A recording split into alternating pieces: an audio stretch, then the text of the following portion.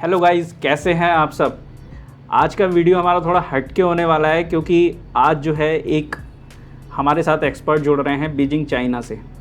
तो थोड़ा सा अलग कंटेंट मैंने प्लान किया है जिससे कि मेरे ऑडियंस को थोड़ा कुछ नया भी मिले एंड कुछ सीखने को भी मिले।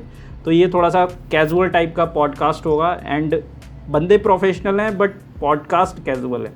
तो थोड़ा सा आप जो है उसी तरह से लेना और आपको एक ऐसी चीज़ें इस पॉडकास्ट के अंदर कुछ ना कुछ ऐसा ज़रूर मिलेगा जानने के लिए जो थोड़ा सा डिफरेंट होगा। संडे को आपको पता है कि हम लाइव करते हैं बट ये जो है थोड़ा डिफरेंट टाइप का कंटेंट मैंने प्लान तो एग्जैक्ट नहीं किया था बट शुरुआत हमारी इस तरह से पॉडकास्ट की, ऑनलाइन पॉडकास्ट की इस तरह से हो रही है। तो आगे हो सकता है फ्यूचर में आपके जानने वाले और जो लोग हैं, जो क्रिएटर्स आपको पसंद हैं बहुत ज़्यादा, हो सकता है वो भी ज्वाइन करें और वो भी मेरे साथ इसी तरह से पॉडकास्ट में आए। कोशिश मैं करूँगा कि अपनी कंट्री के साथ साथ देश दुनिया में जो भी बड़े से बड़ा एक्सपर्ट अगर हमारे साथ आना चाहता है तो डेफिनेटली मैं इसमें उसको ज्वाइन करवाऊँगा और आपसे बेसिकली एक बातचीत बढ़वाऊँगा। तो गाइज़, आज हमारे साथ जो गेस्ट जुड़े हैं, सबसे पहले मैं उनका आपसे इंट्रोडक्शन करवा देता हूँ, थोड़ा सा आप समझ जाएं। ये हमारे दोस्त भी हैं, हमारे भाई भी हैं और ये अपने बारे में खुद बताएंगे। बताइए भैया। Thank you so very much Arun. और आई एम वेरी हैप्पी कि मैं ऐसे कनेक्ट हो रहा हूँ और ये मेरी लाइफ का भी पहला पॉडकास्ट है एक तरीके से। दूसरा एक मैंने कोविड टाइम पे किया था, वो अलग था। खैर, मेरा नाम शिवम है। मैं गेमिंग इंडस्ट्री में पिछले 11 साल से हूँ। कुछ सक्सेसफुल गेम से मैंने काम किया है। ये बात और है, वो गेम ऑलरेडी बने हुए थे पहले। जैसे इंडिया में 3 पत्ती था कभी 2013-14 में, रमी था। फिर बाद में जब मैं चाइना मूव किया तो मैंने टेंसेंट में जॉब किया। तो पबजी गेम इंडिया में रिलीज़ होने वाला था उस टाइम पे और उनका गेम था मोबा गेम अरीना ऑफ वैलर। उसमें ई स्पोर्ट्स के इवेंट से रिलेटेड जो उसमें फीचर थे गेम के अंदर, उसमें मैंने काम किया।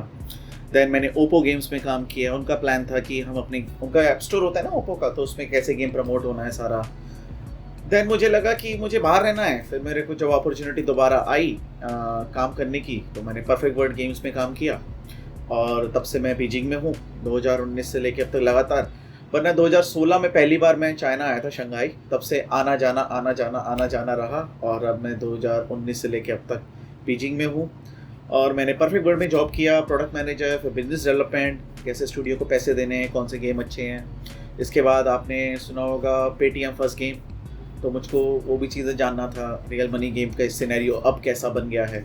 हालांकि मैंने एक प्रोडक्ट बहुत पहले बनाया था दोस्तों के साथ, जो एक्सेलरेटर प्रोग्राम में चला गया था जब मैं इंडिया में रहता था। 2016 की बात है वो। लेकिन अब इतना कुछ 11-12 साल के बाद मुझको लगा कि मुझे अपना कुछ करना चाहिए। सो अभी मैंने अपना एक रिसेंटली स्टार्टअप स्टार्ट किया है, वेरी गेमिंग। सो बेसिकली ये कंपनी इंडिया में और चाइना में भी एक तरीके से आप मान सकते हैं ऑपरेटेड है।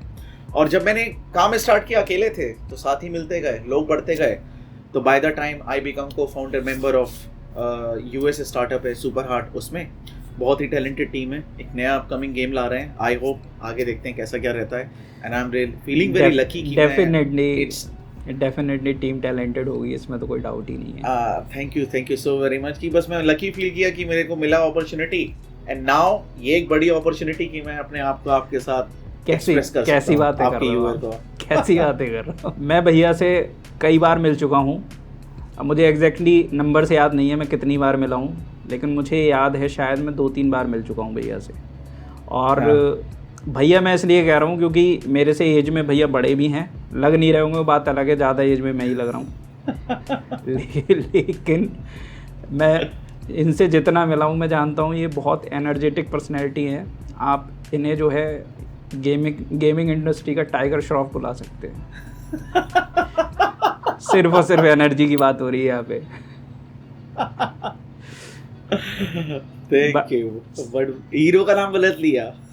मुझे वो पसंद नहीं है। मैंने उसकी सिर्फ एनर्जी ली है। अच्छा ठीक है। मैंने बोला आपको कि उसकी सिर्फ एनर्जी से मैं कर रहा हूँ, क्योंकि वो जिस तरह के जिम्नास्टिक करता है या जिस तरीके से भी उसके एक्शंस रहते हैं। आप एक्शंस नहीं करते हैं, लेकिन वो एक बात होती है ना कि इंसान के अंदर अगर एनर्जी होती है तो वो कहीं ना कहीं से फूट जाती है, दिख जाता है। बिल्कुल। मैंने आपके चैनल पे डांस देखा था आपका, एक गाने पे डांस किया था। वो कोई डांस नहीं था, वो तो बस अपने लोगों ने भी साथ में डांस किया है। अपने एक और भाई की शादी में हाँ जब हाँ मिले हाँ, थे। याद है बहुत अच्छे से याद है।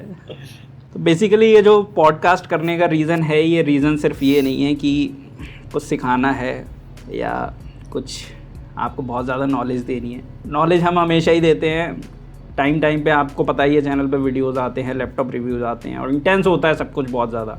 तो बेसिकली मेरी ये वाली साइड भी आपको थोड़ा सा नज़र आए कि हाँ भाई मैं हंसता भी हूँ या मैं नॉर्मल भी रहता हूँ। तो जो लोग मेरे से जुड़े हुए हैं ना भैया, वो उनको लगता है कि मैं बहुत ज़्यादा सीरियस हूँ। सीरियस तो हूँ मैं, लेकिन अरे तुम इतनी सीरियस चीज बताते हो, टेक्नोलॉजी रिलेटेड ये फीचर ये सब इतनी एनर्जी के साथ, तो वो तो एक अच्छी बात है ना। तो बेसिकली गेमिंग इंडस्ट्री से जुड़े हुए मेरे मन में भी काफ़ी सवाल हैं आपके लिए, ठीक है।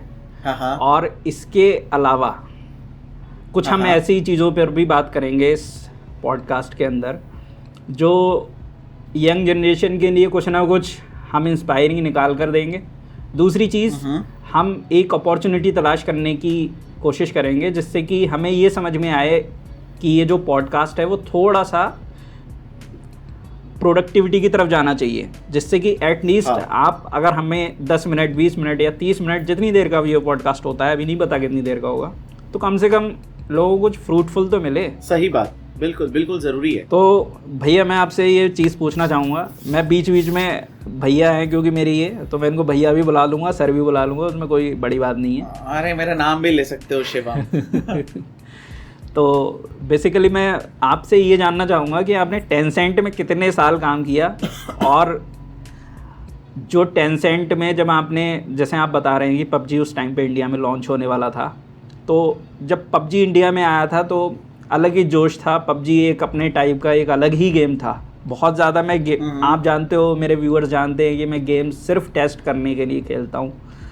एग्जैक्टली इतना गेम खेलने के लिए मेरे पास उतना टाइम नहीं है, बट थोड़ा हो सकता है कि मैं गेमिंग वाली बात जब करूँ तो उसमें मैं थोड़ा फीका लगूँ, बट मैं टेस्टिंग के लिए गेम्स खेलता हूँ। और पबजी के बारे में मैं इतना बहुत अच्छे से जानता हूँ कि पबजी जब इंडिया में आया था ना, तो अलग ही जोश था लोगों के बीच में, और बड़ी बड़ी टीमें बना के उसको खेला जाता था, और अलग ही सिनेरियो था। उसके बाद जब पबजी बैन हुआ था इंडियन गवर्नमेंट की तरफ से, तब भी बहुत सारी बातें बनी थी, और बहुत सारे लोगों ने, भैया आपको पता होगा कि जैसे आप तो कंपनी के अंदर थे, ठीक है, आप तो डेवलपमेंट में थे या फिर प्रोडक्शन में थे, जिस फील्ड में भी आप रहे होंगे, बट मुझे क्रिएटर्स वाली साइड पता है।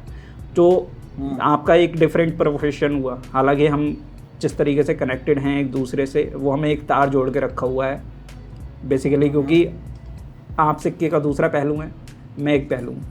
तो उस हिसाब से मैंने क्रिएटर्स को लिटरली उजड़ते हुए देखा है, क्योंकि पबजी के बेस पे पूरी ऑडियंस बना ली थी, पूरे चैनल सेटअप करे गए थे, और जब इंडियन गवर्नमेंट ने पबजी को बैन किया था तो वो सारी ऑडियंस छूट गई। बेसिकली लोगों की जो अर्निंग है वो बंद हो गई। देखिए, हम जो क्रिएटर्स होते हैं, हम देखा जाए तो हमारा सबसे बड़ा जो मेजर कह सकते हैं चंक हो सकता है करियर का, मेजर चीज़ हो सकती है, वो हमारा यूट्यूब चैनल ही होता है। वहीं से हम नाम पहचान बनाते हैं, सबसे ज़्यादा टाइम इसको देते हैं। और उसके बाद में जब पबजी जैसे बैन हुआ और उसके बाद लोगों ने स्ट्रगल किया, क्योंकि जब सेटअप बनाया था ना पबजी को स्ट्रीम करने का, सिस्टम करने का, मेरा काम क्या है, मेरे से लोग एडवाइस लेते हैं, मेरे से गेमिंग लैपटॉप पूछते हैं, मेरे से गेमिंग डिवाइसेस के बारे में पूछते हैं, मैं लोगों के सेटअप बनवा के देता हूँ, मैं लोगों को ये बताता हूँ कौन सा लैपटॉप अच्छा कौन सा बेकार, एंड इवन स्मार्टफोन भी मुझसे पूछे जाते हैं।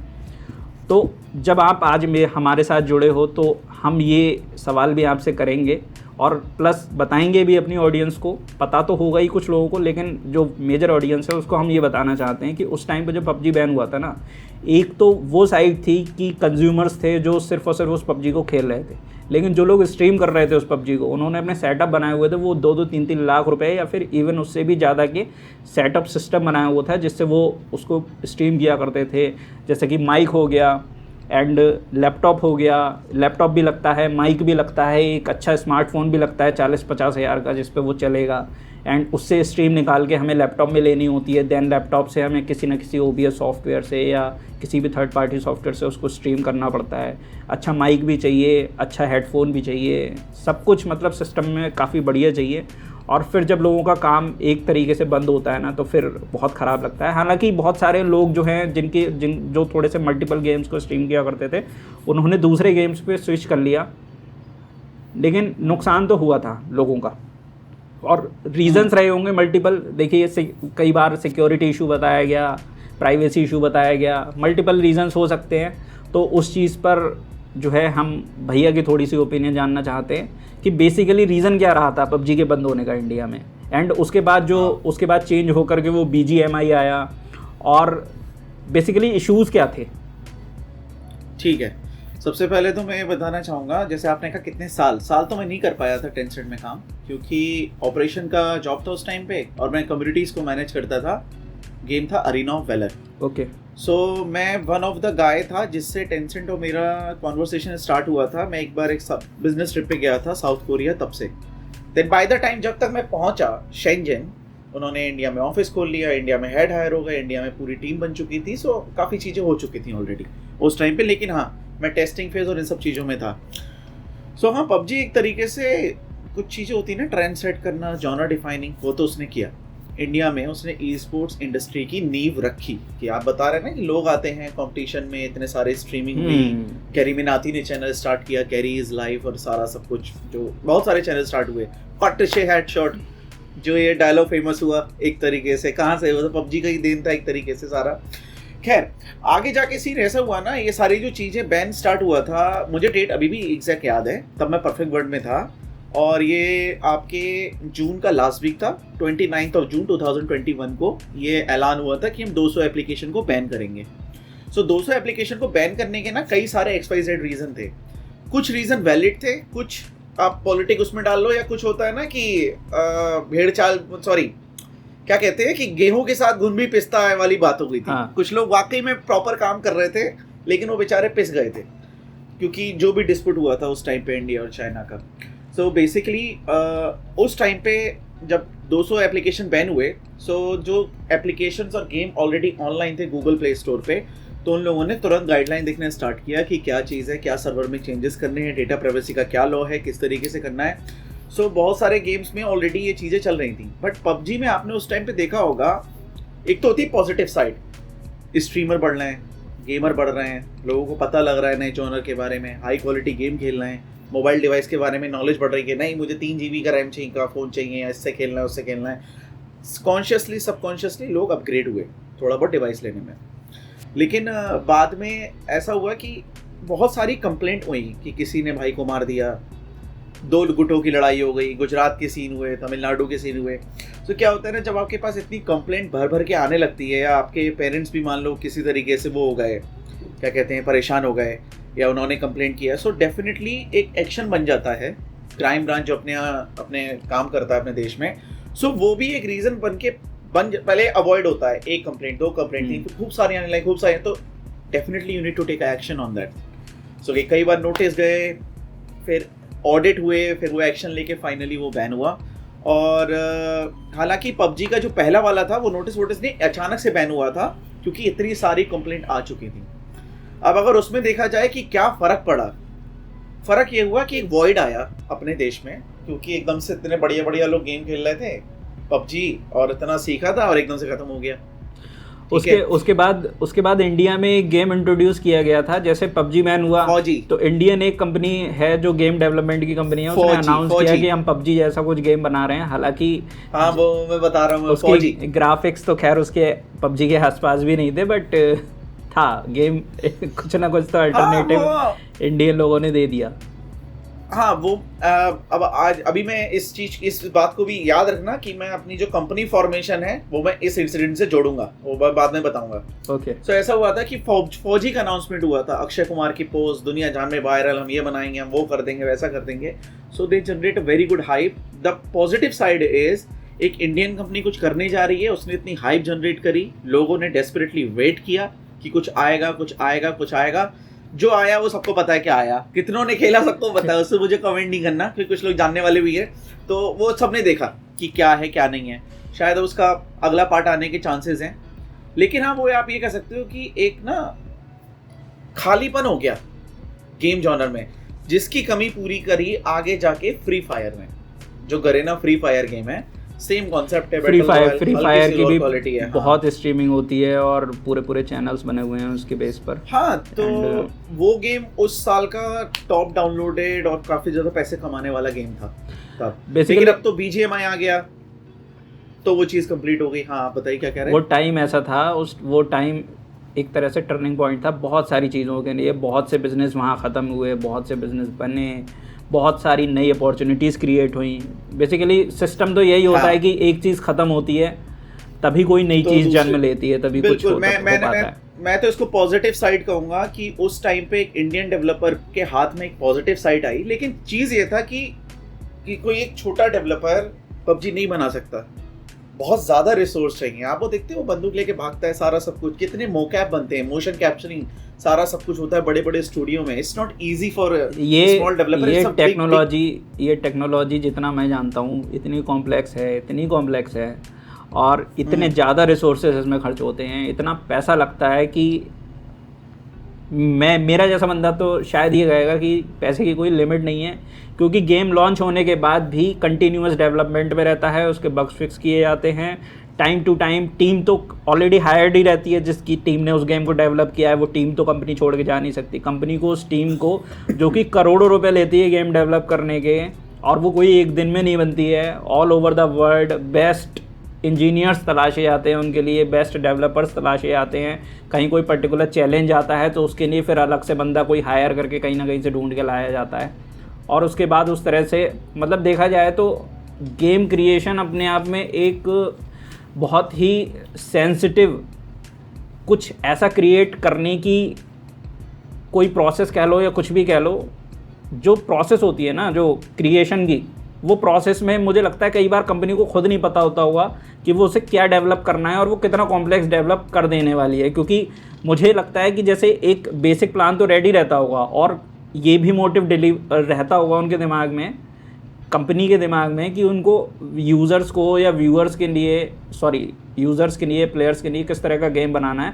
बट बनते बनते मुझे लगता है कई बार, जैसे मुन्ना भाई MBBS के अंदर एक डायलॉग है कि जब वो संजय दत्त उसके कान पे बंदूक रखता है और वो कहता है कि कुछ सर्टेन 4-5 माले की बिल्डिंग बनानी थी तो तूने 7-8 माले की कैसे बना दी और तुझे परमिशन कहाँ से मिली। तो कहता बनते बनते बन गई यार, अपनी गिनती बचपन से ही कमज़ोर है। मैं तुम्हारा कोई काम नहीं कर सकता। क्यों?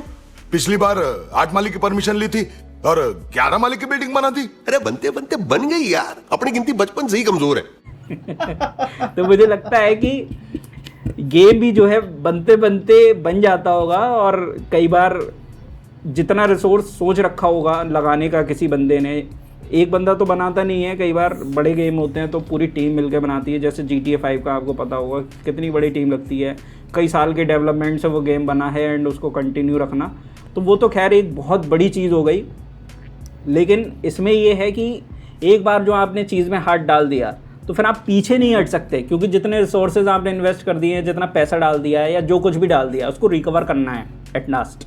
अगर बिजनेस के पॉइंट ऑफ व्यू से देखा जाए तो जब तक वो गेम एंटरटेनिंग नहीं होगा, जब तक वो मज़ा नहीं देगा, पैसा लौट के वापस नहीं आने वाला है। ये बात है, आपने बिल्कुल सही कही। ये ऐसी होता है। और जो आप बात कह रहे हो ना कि बनते बनते बन जाता है, तो ऐसा होता है कभी कभी ना, एक आइडिया आता है तो छोटे से आइडिया पे काम चलता है कि सबसे छोटे गेम होते हैं hyper casual game, simple type game नहीं होते उस तरीके से। अच्छा इसमें ये भी डाल दो, अच्छा इसमें ये भी कर दो, क्या ये कर सकते हैं, क्या ये कर सकते हैं। तो ऐसे होते होते कोई गेम जो बनना होता है कि शायद 1 महीने में कंप्लीट हो जाए, तो वो 6 महीने लेता है। फिर 6 महीने बाद याद आता है हम इसमें ये भी कर सकते हैं, ऐसे भी। तो धीरे धीरे उसकी ना गेम का सिनेरियो बढ़ता जाता है। ये होता है, it's very common in gaming industry, क्योंकि क्रिएटिविटी का वो नहीं है ना कुछ मेजरमेंट और कुछ सब्जेक्टिवनेस नहीं है कि मान लो तुम्हारा एक गेम खेलना है, तुमने मुझे आइडिया बताया, अब चलो मैं एक डिसीजन मेकर होगा, मेरे पे कंपनी है, कुछ भी है। अगर मान लो मैं किसी कंपनी में जॉब कर रहा हूँ, तो मैं तुम्हारे आइडिया पे डिस्कशन होगा, कई सारे लोग बैठेंगे, फिर डिस्कस करेंगे, किसी को पसंद आएगा, किसी को नहीं आएगा, फिर अप्रूवल होगा, फिर चीज़ आगे बढ़ेगी। तो इसमें भी देखो ना, टाइम वेस्ट हो गया कि डिस्कशन है, अप्रूवल है, फिर वो डेवलप होगा, फिर आगे जाके प्लानिंग और एग्जीक्यूशन में आएगा। सो ये गेमिंग में रहता है एक तरीके से। गेमिंग की एग्जैक्टली बात करी है। गेमिंग के अगर बेनिफिट्स के बारे में बात करें, गेमिंग के बेनिफिट्स को लेकर के भैया जो हैं वो लॉकडाउन के टाइम पे इनका इंटरव्यू हुआ था लल्लन टॉप पता ही होगा आपको क्या है लल्लन टॉप, कितना फेमस चैनल है न्यूज़ के लिए, और उस पर भैया का इंटरव्यू हुआ था। तो उन दिनों भी हम कनेक्टेड थे आपस में, बट हमारा उस तरह का कुछ प्लान नहीं हो पाया था उन दिनों। सोचा था हमने करने के बारे में, वहाँ पे भैया को जो एग्जैक्टली बुलाया गया था, जिन चीज़ों के लिए जो पूछा गया था, वो ये पूछा गया था कि गेमिंग के क्या बेनिफिट्स होते हैं। एंड जहाँ तक मुझे याद है यही टाइटल था शायद, गेमिंग के बारे में ही बात की गई थी, और गेमिंग के बेनिफिट्स एंड जो प्रॉस हैं कॉन्स हैं उनके बारे में बात की गई थी। बहुत तरीके के लोग होते हैं, हर तरीके के लोग इतने एक्सप्रेसिव नहीं होते हैं कि वो अपनी हर बात को किसी से बता सकें। गेमिंग अपने आप में एक दुनिया है जहाँ पे लोगों को जब अपना गेम स्टार्ट करते हैं अलग अलग टास्क मिलते हैं, काम करने का मौका मिलता है। गेम सिर्फ पबजी नहीं है, बहुत सारे गेम हैं, बहुत सारे पजल, एजुकेशनल, एडवेंचरस गेम है। तो थोड़ा सा हम भी जानना चाहेंगे कि ये जो गेमिंग इंडस्ट्री है, जैसे फिल्म इंडस्ट्री हम सुनते हैं, गेमिंग इंडस्ट्री है, फिल्म इंडस्ट्री हो गई, फैशन इंडस्ट्री हो गई, ठीक है, फिर एंटरटेनमेंट इंडस्ट्री हो गई, ये कहीं ना कहीं एक दूसरे से कनेक्टेड ही है। ये सब ये एंटरटेनमेंट में आ गया एक तरीके सब से, एक तरीके से एंटरटेनमेंट इंडस्ट्री का ही पार्ट है। ये सब देखा जाए तो अपने आप में पूरी इंडस्ट्रियां हैं। और गेमिंग इंडस्ट्री वैसे तो मुझे लगता नहीं कि व्यूअर्स जो हमारे हैं उनका इस चीज़ से कोई इतना रिलेशन वो करना चाहेंगे, नहीं करना चाहेंगे, बट एक गेमिंग इंडस्ट्री को एक तरीके से देखा जाता है कि बिल्कुल बेकार की अगर इंडियन पर्सपेक्टिव में, क्योंकि भैया इंडिया से हैं, कई साल चाइना में हैं, कई साल से चाइना में हैं, इंडिया से हैं बेसिकली, और मैं इंडिया से ही हूँ और इंडिया में ही रहता हूँ अभी भी, ठीक है ये कोई बताने वाली बात नहीं है। बट यहाँ पे जो मैंने देखा है, गेमिंग को बिल्कुल ऐसे देखा जाता है बिल्कुल बेकार की चीज़। इंडियन पेरेंट्स के पर्सपेक्टिव से अगर मैं आपको बताऊं, कभी भी पढ़ाई को पढ़ाई बोला जाएगा एंड गेमिंग को कचरा बोला जाएगा इंडिया के अंदर, और उसकी कोई ख़ास इंपॉर्टेंस नहीं है। सबको लगता है गेम बस खेले जाते हैं एंटरटेनमेंट के लिए। जैसे नोकिया के टाइम पे लोगों ने मोबाइल में स्नैक वाला गेम खेला था, उसके बाद में फिर जैसे जैसे ये हार्डवेयर हमारा डेवलप होता चला गया, नोकिया का सिम्बियन OS, उसके अंदर हमें काफ़ी अच्छे अच्छे देखने को गेम मिलते थे। फिर एंड्रॉयड आया, एंड्रॉयड ने गेमिंग की तो देखा जाए एक तरीके से दुनिया ही पलट के रख दी, क्योंकि जितनी रैम और जितनी स्टोरेज उसके अंदर मिलने लगी, तो फिर लोगों का नशा और ज़्यादा बढ़ा गेमिंग की तरफ, और बढ़ते बढ़ते बहुत बढ़ गया। मैंने ये देखा कि लोग जो है पबजी, जैसे पबजी के टाइम की बात करें, लोग 8-8 घंटे, लिटरली 10-10, 12-12 घंटे पबजी खेले जा रहे हैं, लगातार खेले जा रहे हैं। तो उस बीच में बहुत सारे लोगों की पढ़ाई भी ख़राब हुई होगी, बहुत सारे लोगों ने गेमिंग में अपना करियर भी डेवलप किया। और मैं बेसिकली भैया से ये पर्सपेक्टिव उनका जानना चाहता हूँ कि इंडियन पेरेंट्स तो देखते हैं ये बिल्कुल बेकार की चीज़ है, बिल्कुल कचरा चीज़ है, लेकिन भैया क्या सोचते हैं इस चीज़ के बारे में? क्योंकि जो पेरेंट्स ये सोचते हैं ना कि ये गेमिंग इंडस्ट्री बिल्कुल बकवास है, बेकार है, उनको ये नहीं पता होता है इनडायरेक्टली वो वही करवा रहे हैं अपने बच्चे से। कैसे? बीटेक करवाएंगे अपने बच्चे को, एमटेक करवाएंगे, फाइनली वो एक सॉफ्टवेयर डेवलपर बनेगा, और वो डेवलपर बन के क्या करेगा? वो कुछ ना कुछ, कभी ना कभी तो कोई ना कोई गेम तो डेवलप करेगा। एंड एट द एंड वो एक गेमिंग कंपनी के लिए काम कर रहा होगा, कहीं किसी भी विदेशी कंट्री में बैठ के वो गेम डेवलप कर रहा होगा, फाइनली वो गेम लॉन्च होगा, एंड वो बच्चे जो फ्यूचर में सॉफ्टवेयर इंजीनियर बनने वाले हैं वो उस गेम को खेल रहे होंगे, और पेरेंट्स उसके उनके कह रहे होंगे वो टाइम वेस्ट कर रहे हैं गेम खेल के। गेम खेलने से तो गेम की अंडरस्टैंडिंग ही बढ़ेगी। नहीं, उसमें भी ऐसा बात होता है ना, जैसे कि मान लो जब अपन लोग छोटे थे, जैसे मैं अपनी जनरेशन जो है मैं उसको हाइब्रिड जनरेशन कहता हूँ अपने दोस्तों से भी, क्योंकि हमने पुराना टाइम भी देखा है, हमें जेनजी का भी सब पता है, कौन कौन सी चीज़ें कैसे क्या यूज होती, कौन सी डिवाइस क्या आ रहा है, क्या ये सब so called whatever technology. So the point is, जैसे हम लोग टीवी देखते थे बचपन में, टीचर पढ़ाने आए, मास्टर पढ़ाने आ रहे हैं, मास्टर आ रहे हैं, आ रहा है, सर जी आए, वो हम टीवी में घुसे पड़े, तो क्या होता था? पिटते थे ना, गाली खाते थे, 2-4 चापड़ा पड़ते थे कि पढ़ने बैठ जाओ। तो गेमिंग का भी वही हिसाब है। अब अगर अति में कोई चीज़ करोगे तो डेफिनेट सी बात है ना, वो तो खराब है। अब मैं अति का क्रिकेट खेल रहा हूँ दिन भर, सुबह दोपहर शाम रहा, जैसे बचपन में जाते थे सुबह सुबह खेलने, सुबह गए शाम को आ रहे हैं, चलो कल एग्जाम नहीं है या स्कूल नहीं जाना, गर्मियों की छुट्टी है, चलता है एक बार। तो बस कंसर्न ये रहता है खाना खा लिया था, कुछ खा लिया था, नहीं। लेकिन अब अगर सोचो मेरा स्कूल है, मेरा एग्जाम हो रहा है और मैं ज़बरदस्ती का खेल रहा हूँ, तो यार माँ बाप कहेंगे ना, क्योंकि तुम इर्रिस्पॉन्सिबल हो, रिस्पॉन्सिबली खेलो ना गेम को एक तरीके से, सारी चीज़ों का जो भी है। और ये लाइन होती है, अगर आप कोई गेम डाउनलोड करो उसकी टर्म्स एंड कंडीशन में ये लाइन होती है कि आप अपने जोखिम पे गेम खेल रहे हो, एडिक्शन के चांसेस है, तो ये आप इसलिए अवगत रहे इस चीज़ को लेके, उसमें लिखते हैं, ये एक तरीके से फॉर्मेलिटी है टर्म्स एंड कंडीशन में। तो ये एक तरीके से मैं इसको ऐसे नहीं मानता कि ये कोई खराब है खेलना या नहीं है, ये इंटरेस्ट की बात होती है। किसी किसी को मूवी देखना बहुत पसंद है, मुझे मूवीज देखना बहुत पसंद है, मैं मूवीज देखता ही हूँ, मैं रात को बिना मूवी देखे नहीं सोता। तो जैसा कि आपने मुझसे क्वेश्चन पूछा ना कि माँ बाप का कैसा क्या रिएक्शन है, तो वो यूजुअल सी चीज है कि एक तरीके से अगर हम टीवी ज्यादा देखें, हमारा एग्जाम है, तो ये गलती हमारी है ना एक तरीके से। एंटरटेनमेंट क्योंकि चीज ही ऐसी है, लत लग जाती है। तो गेमिंग खेलो लेकिन विद रिस्पॉन्सिबिलिटी, कि आपका क्या स्केड्यूल है, कब पढ़ना है, कैसा क्या है, उस हिसाब से हर चीज अच्छी है। दिन भर पबजी बुरा है, दिन भर कुछ भी काम करना बुरा है, अगर एक तरीके से करो तो मैं इसको ऐसे काउंट करता हूँ। हमारी ऑडियंस का $1 मिलियन क्वेश्चन मैं आपसे पूछना चाहूँगा, क्योंकि मेजॉरिटी ऑडियंस जो है मेरी 16 से 24 ईयर्स की है मेरे चैनल पर। प्रोमिनेंट क्वेश्चन ये है कि मेरी ऑडियंस जो है वो मेरे से ही पूछती है कि मम्मी पापा को कैसे पटाएं एक गेमिंग लैपटॉप परचेज करने के लिए, क्योंकि मेरा लैपटॉप का चैनल है। तो लैपटॉप के बारे में मुझसे पूछा जाता है कि मम्मी पापा को कैसे पटाया जाए 60-70 हज़ार या 1 लाख रुपए का गेमिंग लैपटॉप परचेज करने के लिए, कैसे उनको तैयार करें। और अगर उनको पता चल जाए कि भाई ये जो है पढ़ाई वाला लैपटॉप नहीं है, गेमिंग लैपटॉप है, तो चप्पल आती है बहुत ज़ोर से, फ्लाइंग चप्पल। ये तो है। देखो भाई, सिंपल सा तरीका है, एक मेरे पे ट्रिक है कहने की। बड़े बड़े टर्म बोल दो, मुझे यूनिटी इंजन सीखना है, मुझे गदोट इंजन पे काम करना है, मुझे ना ग्राफिक का रेंडरिंग सीखना है, तो ये वाला लैपटॉप इतना अच्छा नहीं है, तो मेरे को बड़ा लैपटॉप चाहिए, अच्छी रैम का, अच्छे जीपीयू का, तो वो मिल जाएगा। अगर ये एक ट्रिक है एक तरीके से, बजट है तो मिल जाएगा, क्योंकि आप गेमिंग लैपटॉप में ये सारी चीज़ें कर सकते हो एक टाइम पे एक साथ, कि आप गेम भी खेल लो थोड़ा बहुत, आप अपने काम भी कर लो, गेमिंग इंजन से रिलेटेड चीज़ें भी सीख लो थोड़ा, लेकिन सीखो, ये नहीं कि जस्ट लेके बैठ के दिन भर गेम खेल लो। हाँ, वही बात आ जाएगी। लेने के बाद मूवीज नहीं देखनी है, उसमें वेब सीरीज दिन भर नहीं देखनी है, और ये चीज़ें नहीं करनी है। मैं सीखो उसमें। मैं आपको एक इंसिडेंट बताता हूँ, और हम इसे ऑन कैमरा भी रख सकते हैं, कोई दिक्कत नहीं है इस बात में। मेरा एक फ्रेंड है सचिन, शायद आपने सुना होगा, सचिन शंकदार, जो बिल्कुल सुना है मैंने, जो सैंकी बिल्कुल पड़ोस में सुशांत के साइड में। हाँ, सैंकी भाई जहाँ रहते थे तो पास में ही वो रहता था। और उसका जिक्र मैं क्यों ला रहा हूँ, मैं आपको ये बताता हूँ। पता है, मेरे से जब कोई ऑडियंस ये पूछती है ना कि मम्मी पापा को कैसे पटाया जाए लैपटॉप या गेमिंग लैपटॉप परचेज करने के लिए, तो मुझे लगता है ना कि मैं सबसे सही बंदा हूँ इस चीज़ का आंसर करने के लिए। रीज़न क्या है?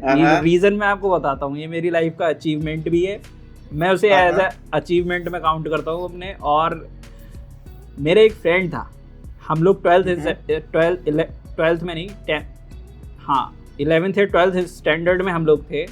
और मेरे फ्रेंड ने मेरे से 11th स्टैंडर्ड में, मुझे याद आ गया, 11th स्टैंडर्ड में थे, मेरे फ्रेंड ने मेरे से बोला, सचिन ने, कि यार पीसी चाहिए, अच्छा लगता है बहुत ज़्यादा, मेरे पास पहले से था, तो मम्मी पापा को कैसे पढ़ाएं, क्या करें, कैसे मिलेगा पीसी, क्या कराया जा सकता है। तो उसने ये बात बोली और मैंने उससे बोला, मैंने कहा कोई बात नहीं, मीटिंग फिक्स करवा दे अंकल जी से। तो कह रहा ये तो नहीं पॉसिबल हो पाएगा, और तो मैं पहले कभी अंकल जी से मिला भी नहीं था। और मेरे मन में ये क्वेश्चन आया कि यार अंकल जी कहीं जो है स्ट्रिक्ट ना हो बहुत ज़्यादा। उससे तो मुझे यही इनपुट्स मिले थे कि अंकल जी बहुत ज़्यादा स्ट्रिक्ट है। मैंने कहा, फिर भी उससे बोल दिया, मैंने कहा कोई बात नहीं, मीटिंग फिक्स करा दे। फिर मीटिंग हुई फाइनली। उसके घर में मम्मी पापा से ऐसे कोई नहीं मिल सकता था उस टाइम पीरियड पे। हालांकि उसके बाद जब बातचीत हो गई तो मुझे समझ में आया कि हाँ, मैं एंटर कर सकता हूँ एटलीस्ट फ्रेंड जोन में। मैं जब चाहूँ मैं तब जा सकता हूँ। तो अंकल जी से मेरी बात हुई एंड जस्ट 10-15 मिनट बात करने के बाद में अंकल जी तैयार थे एंड उन्होंने हमें जो है करीब 20 से 22 हज़ार रुपये दिए, बोला कि हम दे देंगे, और उन्होंने वो पैसे हमें दिए और बोला कि बनाओ पीसी। तो वो मेरी लाइफ का, मेरा फ्रेंड जो सचिन है वो मेरा पहला कस्टमर भी है। एंड मैंने उसके पेरेंट्स को लिटरली, यही सवाल था उसके मन में, गेम्स तो देखिए परचेज करने के बाद खेल ही लेते हैं लोग, और मैं ये मान के चलता हूँ कि भाई मेरा वो सक्सेसफुल आइडिया था। मैंने उनको पटाया, उनको बोला, और नॉट जस्ट पटाना, मैंने उनको फ़ायदे बताए, एडवांटेजेस बताई, और वो लिटरली तैयार हो गए थे। तो मुझे अपनी ये साइड भी उस दिन के बाद पता चली कि मैं एक इन्फ्लुएंसर तो हूँ। Very good, very good.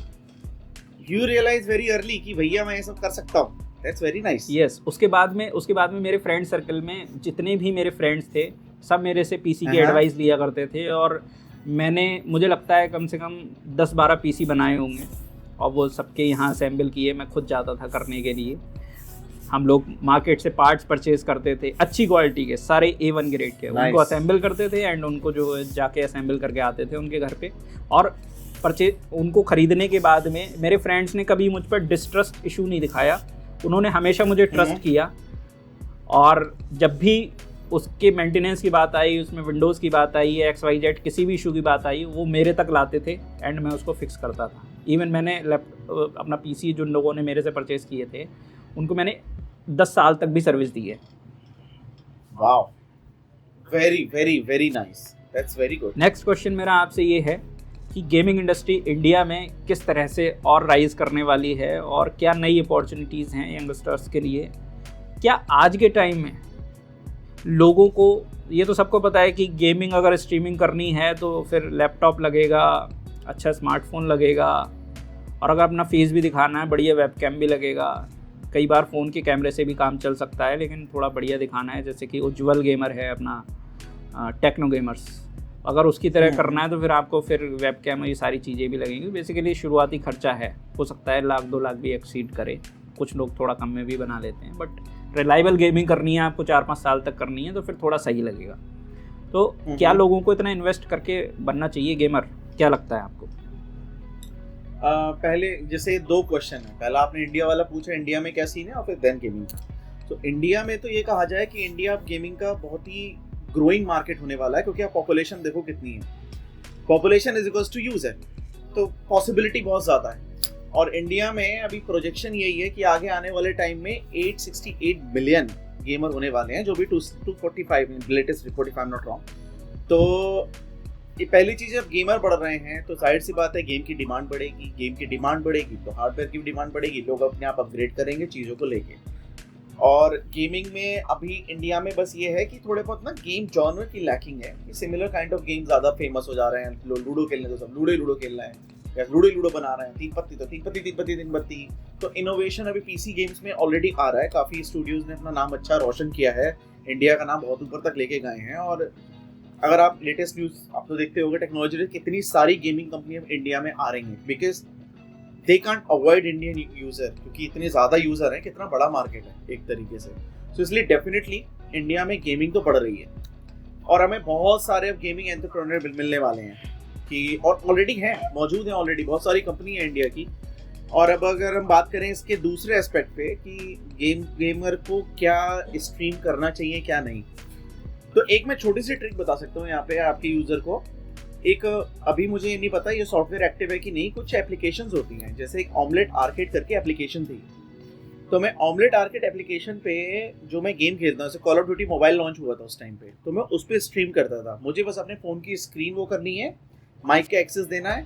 सो अगर आप अच्छा खेल रहे हो, कुछ कर रहे हो, तो आपको कॉन्करेंट यूज़र जो नज़र आ जाएंगे, कितना आपको देख रहे हैं, आप कंटेंट क्या दे रहे हो, तो आपको आइडिया लग जाएगा क्या आप बाकी गेमर हो, या आपका स्टाइल ऐसा है, या आप इतने यूनिक तरीके से खेल रहे हो, या कुछ एक्स फैक्टर है आपके अंदर, या आप अट्रैक्ट कर सकते हो बात करके। जैसे आपने बोला आप इन्फ्लुएंस किया आपने अपने फ्रेंड के पापा को, तो वो आप जज कर सकते हो, rather than you are buying so much all this hardware equipments और सब कर रहे हो।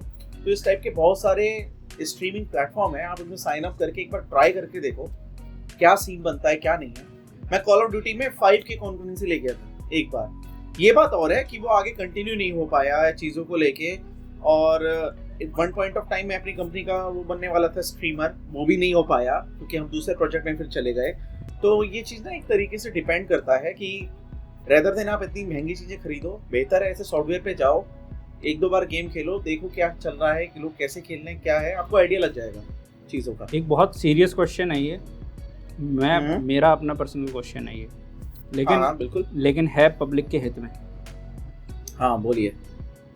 क्वेश्चन मेरा ये है कि आजकल इंडिया के अंदर बहुत सारे अर्निंग से रिलेटेड गेम चल रहे हैं, जिनको अर्निंग ऐप कह लो चाहे गेम कह लो, उनको उस तरीके से प्रमोट किया जाता है। लोग अपना पैसा इन्वेस्ट करते हैं इसके ऊपर और फिर उसको खेलते हैं। जैसे कि एक गेम का एग्जांपल मैं दे सकता हूँ, MPL नाम का एक गेम था, उसमें भी शायद कुछ ना कुछ पैसे डाले जाते थे। स्टार्टिंग में आप भले ही ना डालो, वो लोग खुद से आपको कुछ बोनस देते हैं, कुछ देते हैं। वो एक तरह टेक्निक होती है कि यूज़र आए, शुरुआत में कुछ ना कुछ अगर हम उसको अमाउंट दे देंगे 500 या 1000, तो वो फिर उसी को यूज़ करके खेलेगा।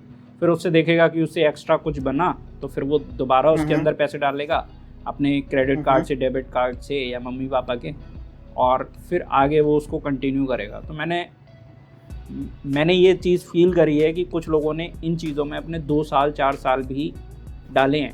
अब ख़राब करे हैं या नहीं करे हैं, ये एग्जैक्ट वर्ड मैं यहाँ यूज़ नहीं करूँगा क्योंकि मैं इस समय आपके सामने हूँ। लेकिन जब कोई इंसान 2 या 4 साल पढ़ाई को छोड़ करके उस चीज़ में चला जाता है, और वो कोई फिक्स्ड पाथ तो है नहीं, रिलायबल पाथ तो है नहीं कि आज आपने किसी गेम से अर्न किया है तो ज़रूरी नहीं है आप 2 साल बाद भी करते रहोगे या 3 साल बाद भी करते रहोगे, ऐसा ज़रूरी नहीं है। गेम बदलेगा, कंपनी बदल सकती है, सिस्टम बदल सकता है, गवर्नमेंट के रेगुलेशंस आ सकते हैं, जैसे पबजी बैन हो गया, टाइम पे आए भी हैं, आगे भी आएंगे। तो फिर जो यूज़र है जिसने इतना टाइम अपना उस पर्टिकुलर चीज़ में दे दिया और अपनी लाइफ का क्रूशियल टाइम उसमें बर्बाद कर दिया 2 साल 4 साल, क्या लगता है किसी को इस तरीके से करना चाहिए? और क्या ये जो बिजनेस मॉडल है ये अच्छा है? सबसे पहली चीज़ तो ये है, ऐसा नहीं करना चाहिए, ठीक है? क्योंकि और अगर मैं इसको मॉडर्न टर्म में देखूं, सबसे बड़ा इंडिया में इसको बोला जाता है स्किल बेस्ड गेम। अगर आप जैसे यूएस मार्केट, अदर मार्केट की बात करो तो रिस्पॉन्सिबल गेमिंग है कि you are responsible for all this money, loss, gain and everything. पहली चीज़ ये होती है ना कि स्किल बेस्ड गेम के अंदर कुछ गेम होते हैं जिसमें वाकई स्किल की जरूरत है। जैसे रमी है, हर कोई नहीं खेल सकता। जो आपका आदमी, जो आपका यूजर है जिसको लैपटॉप चाहिए, वो देख रहा है तो वो रमी में थोड़ी इंटरेस्टेड होगा कि वो इतना बड़ा गेमिंग लैपटॉप देख रहा है, वो लिटरली गेमर बनना चाहता है। So rummy is not kind of a game which making you gamer, right? But हाँ, कि आपको पैसे मिलने हैं कुछ है, तो ये आपको देखना पड़ता है कि you really need it, you want to play और समथिंग। क्योंकि स्किल गेम जो है ना कभी एक टाइम बाद बहुत बोरिंग हो जाते हैं। अब ये जो एक तरीके का पर्सोना जिसको लोग टारगेट करना चाहते हैं, वो ज़्यादातर यूजर वो होते हैं ऐसे बिजनेसमैन। जैसे मेरे मामा है, मामा मेरे ये रमी बहुत खेलते हैं और उनकी आदत है, वो रमी सुबह से स्टार्ट करके शाम तक खेलने का, वो अपना काम भी कर लेते हैं, उसे खेल भी लेते हैं खाली टाइम में, तो उनकी आदत बन गई। अब उनके लिए क्या है कि अगर 4 पैसे आ रहे हैं तो कोई बुरा नहीं है। अब जब MPL लॉन्च हुआ था तब हम इंडिया में थे, तो हम क्या करते थे, मैं और मेरा दोस्त है एक सोनू, वो गेम डेवलपर है, तो हम दोनों में रेस लगता था कि आज दिन भर में कितने पैसे कमाओगे कि एक चाय पी ले। तो इसमें ये नहीं हम दिन भर काम छोड़ के उसमें लगे पड़े हैं, वो आपको डिपेंड करता है कि किस तरीके से आप क्या कर रहे हो। बस MPL ने किया था, थोड़ा कम्युनिटी इंगेजमेंट लाए थे, रमी के अलावा दूसरे गेम भी लाए थे, लेकिन बाद में उनको मुंह उसी में होना पड़ा कि क्योंकि इस पर्टिकुलर कैटेगरी में जो सक्सेसफुल गेम है वो यही है, रमी, क्रिकेट फैंटेसी, आपका लूडो आने लगा है उसमें, और पोकर। सो उसमें मैं मानता हूँ कि यूजर का जो वो है ना पर्सोना, जो आपके जो यूजर जो आपको देखता है और जो लोग खेलते हैं वो डिफरेंट है। अब रही बात क्या ये सही है या नहीं है, इसको रोकने के लिए गवर्नमेंट ने स्टेप उठाए। गवर्नमेंट ने क्या किया कि पहले जब आप 10,000 रुपये जीत रहे हो तब आप TDS देते थे, अब आप 1 रुपया भी जीतो तो TDS देना है। तो यानी कि जो यूजर पहले रुपए जीत रहा था अब वो नहीं जीत पा रहा। कंपनियों के नुकसान कहें या फायदा कहें, जो भी कहें, तो गवर्नमेंट ने क्या करा, गवर्नमेंट ने टैक्स बढ़ा दिया, 18 से 28% टैक्स को ले गए, जिस वजह से क्या हुआ कि अब उस इंडस्ट्री में एक लिमिटेशन सेट हो गया। समझ रहे हो? उसमें ऐसा नहीं है कि अब कुछ भी गेम में रियल मनी पैसे डाल दो, क्योंकि MPL ने एक तरीके से ये ट्रेंड स्टार्ट किया। उस टाइम पे बहुत सारे फिर कंपनी आई इससे रिलेटेड, तो उन्होंने किसी भी गेम में रियल मनी डाल दिया। मान लो सबवे सर्फर में रियल मनी डाल रहे हैं, वो भागने वाला गेम नहीं था, लोग करते थे, तो वो ठीक नहीं है एक तरीके से। तो एक हो गया कैजुअल गेमिंग, जो आप गूगल प्ले पे जाके गेम को डाउनलोड करते हो, एक हो गया स्किल बेस्ड गेमिंग, जिसमें मैं मानता हूँ एज पर इंडियन लॉ जो क्लियर है काफी हद तक, उसमें यही आता है कि रमी, पोकर, फैंटेसी, अब लूडो भी आने लगा एक तरीके से, ये स्किल बेस्ड गेम है, वो खेले जाते हैं।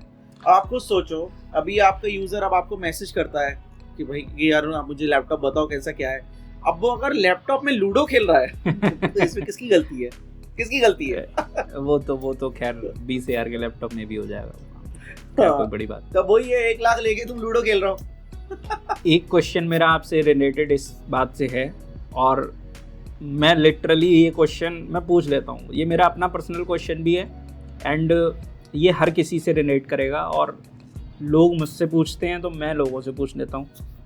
जब भी मुझे कोई भी इंसान मिलता है जो मुझे लगता है कि हाँ भैया इससे ये सवाल करना चाहिए, तो मैं ज़रूर करता हूँ, क्योंकि लोग मुझसे कर लेते हैं। बिल्कुल बिल्कुल। आजकल यंगस्टर्स जो इंडिया में हैं, आपने देखा है सोशल मीडिया ने आपकी गेमिंग इंडस्ट्री से हट के है ये सवाल, बट आप जहाँ जिस लेवल पर हैं, मुझे लगता है आप परफेक्ट इंसान हैं इस सवाल का जवाब देने के लिए। जिस तरीके से देखा है आपने कि जिस तरह से इम्पैक्ट है सोशल मीडिया का, इंस्टाग्राम का, रील्स का ट्रेंड है, शॉर्ट्स का ट्रेंड है, तो इस बीच में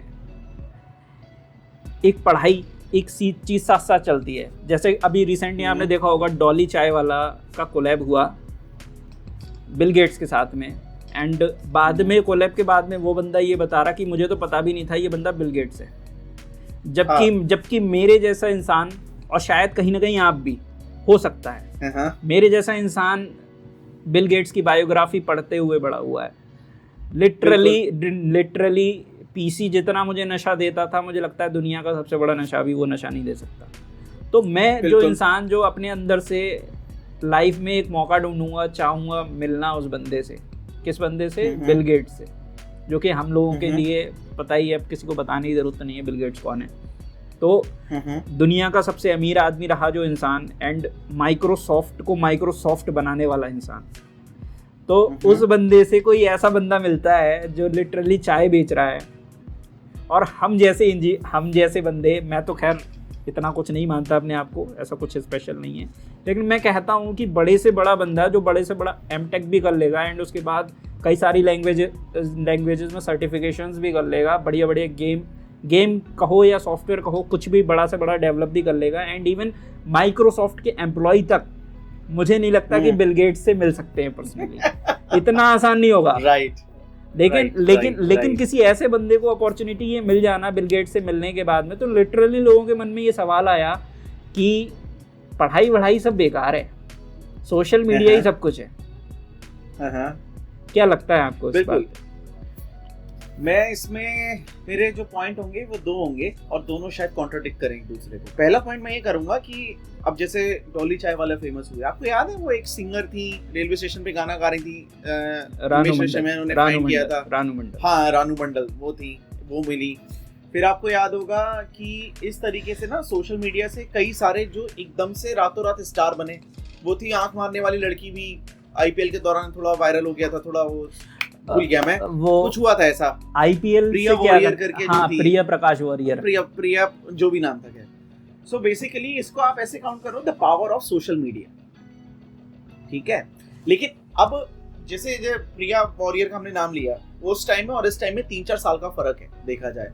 अब क्या सिनेरियो ना, आप सोशल मीडिया पे वायरल के साथ तुरंत ब्रांड बनने को यूटिलाइज करते हो, वो डॉली ने किया एक तरीके से, या वो कहाँ पे वो चाय का सब कर रहे हैं जो और उसके बाद ही वैसे तो वो बंदा बहुत फेमस था, वायरल भी था, है भी अभी भी, लेकिन उसके बाद जब बिल गेट्स से मिला वो, तो उसकी करियर का मैं कहूँगा सबसे पीक पॉइंट रहा होगा।